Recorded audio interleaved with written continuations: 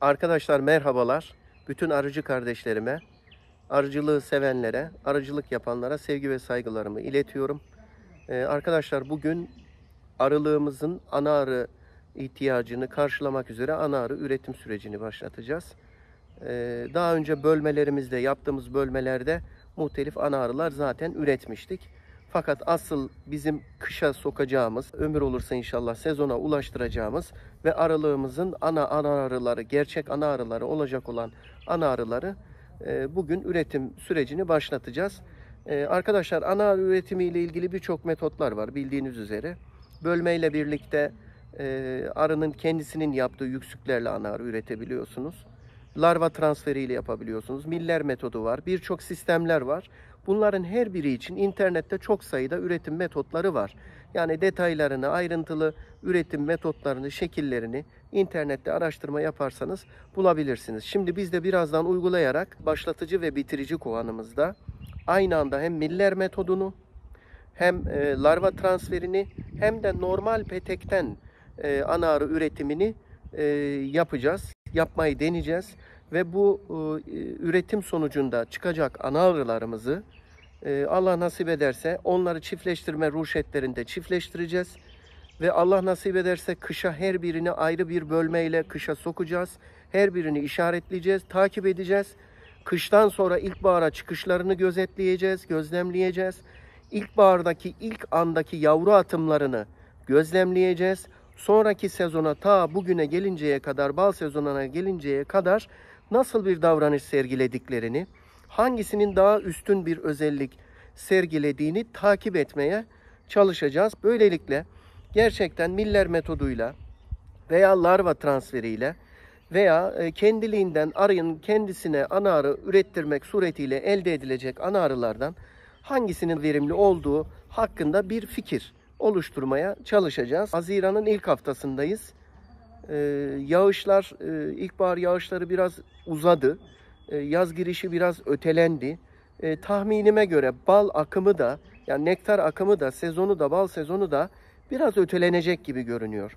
Şu anda yapacağımız başlatıcı kovan oluşturması hızlı başlatıcı şeklinde olacak. Normal başlatıcı kovanda bildiğiniz üzere arkadaşlar ana arıyı ayırıp böldükten sonra kalanların içerisindeki günlükleri ve larvaları tamamı kapalı yavruluğa gelinceye kadar herhangi bir şekilde biz larva transferi yahut miller metoduyla veya farklı bir metotla ana arı üretmek üzere kovana ne yapmıyoruz? Vermiyoruz. Çünkü kovanın kendi içerisinde günlük varsa veya henüz C formunda ana arı yapma potansiyeline sahip olan larva pozisyonunda yavru varsa öncelikle onları tercih edecektir arkadaşlar. Bu yüzden biz şimdi önümüzde yaklaşık bir 10 günlük daha yağmurlu bir dönem olduğu için bu 9 günlük dönemi bekleyip ondan sonra ana arı üretmek üzere içerisine herhangi bir metotla ana arı vermektense, ana arı memesi, yüksüğü veyahut transferi vermektense doğrudan hızlı başlatıcı kovan oluşturarak hemen bugün işlemi yapmak istiyoruz arkadaşlar. Arkadaşlar şimdi burada larva transferi yapanlarla doğal metotla üretenler arasındaki en önemli itilaf şu.